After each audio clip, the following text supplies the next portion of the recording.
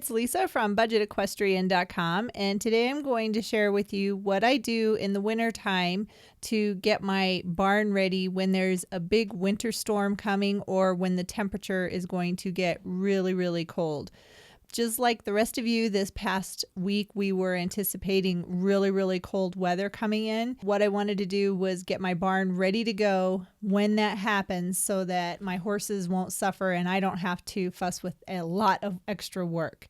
The first thing I did when I was doing this was I took my horses and I turned them out in their little back pasture. There's not really any grass in there right now, but I just wanted to give them a little bit of downtime and also keep them out of my way when I was bringing in the different feed and different bedding materials and stuff. It's just a lot easier when they're kind of out of the way. That's why we have this nice little back pasture.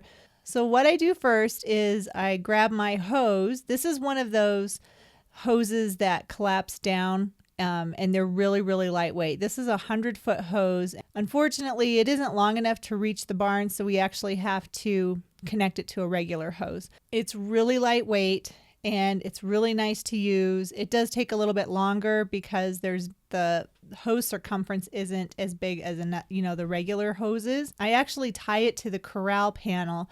Otherwise, when I turn the water on, it goes spraying all over the place, which you will get to see a little bit later on. I literally tie it loosely onto the corral panel, then put it into the water trough.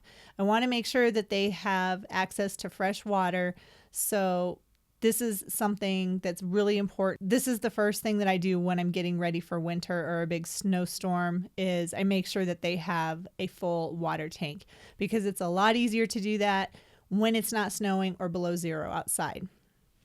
Once I have their water tank full, then I bring back my hose, and I just wanted to show you this to show you what this hose is like.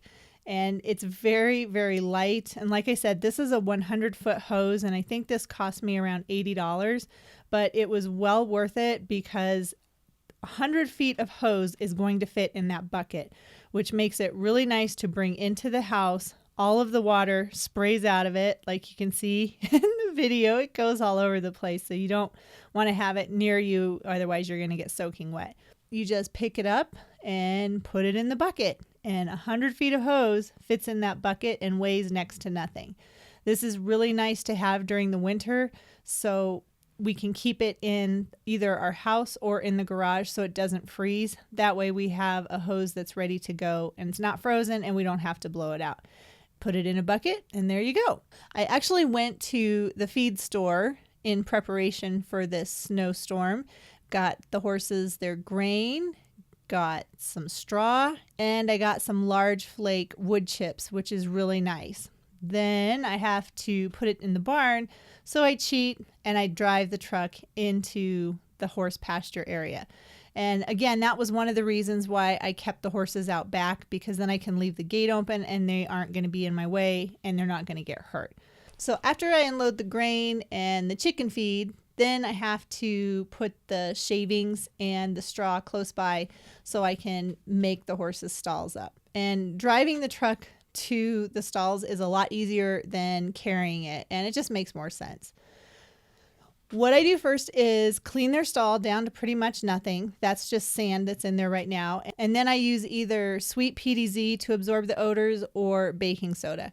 Right now I have a bag of sweet PDZ and it works pretty good, and it's really inexpensive for, what it does. It gets rid of that ammonia smell from the horse's urine. Then I just open up a bag of these shavings and start spreading them around. These are the larger and coarser sized wood shavings, so they're a little bit harder to work with, but they make a really nice deep bed in the horse's stall. Typically, if I get the regular type of shavings, it'll take me 2 to 2.5 bags of shavings to get a nice deep bed. But with this, I used 1 bag of shavings per stall. You can see I'm just kind of sprinkling it all around, and I wish I could show you that, but it was really soft and cushy when I walked on it, which was really nice. After I put the shavings down, then I grab some straw and I just sprinkle this all over the top of the shavings. I used about 4 flakes of straw for each stall, and this will help to give them some warmth, and it will help, it's absorbent, and it just it's nice and cozy for him. So this is Frisbee's stall. It's all bedded and ready for him to come in. I try to keep it away from the front edge if I can. Frisbee isn't as bad as Ethan is, but he will drag the bedding out of his stall. So after I got Frisbee's stall done, then I had to get Ethan's stall done too. So I just duplicated the same process. I just spread out the wood shavings. And as you can see, this stuff is really coarse and it sticks together. So that's why it takes a little bit of extra time to break it all up. But spending an extra 2 minutes to break it all up really makes it go a lot further. And it's a lot less expensive and more affordable if you're putting 1 bag of shavings in a stall versus putting 2.5 bags of shavings in a stall every week. And then again, I'm just spreading out some straw on top of the wood shavings to create a nice bed for my horses. Something really important that I have to have in the wintertime is a tank heater. So for my tank heater, it's just a stock tank heater. It's low voltage. It doesn't take a lot. And one more thing I wanted to mention is the electrical cord that I have going from my stock tank heater into the barn. So I have a cover over the connector between the stock tank heater and the extension cord. And that's the stock tank heater in the water tank, which works really well, and it makes sure that there is no ice on that water.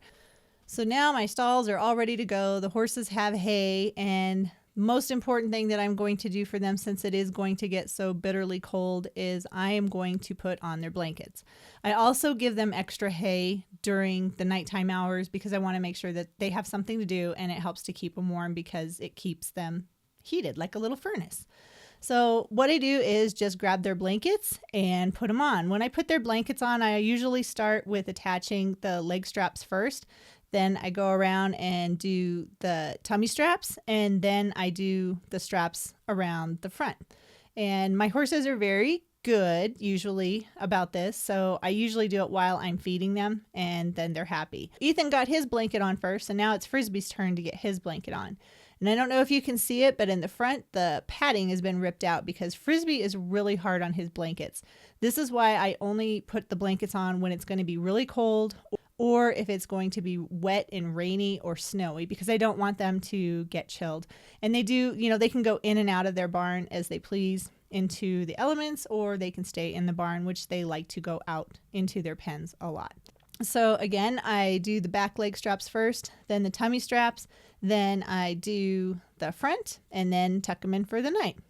And I just wanted to show you, this is kind of what it looks like. You can kind of see the clouds coming in. That is the storm that is getting ready to come in with frigid temperatures below zero, like 10 below zero at night. So hopefully this gives you some ideas. This is what I usually do during the winter time to get ready for a storm. Thank you so much for watching my video. Don't forget to subscribe to my channel for all kinds of DIY horse videos and just different topics all related to horses. I post videos every Monday, Wednesday, and Friday, and I would love to see you. Thanks for watching.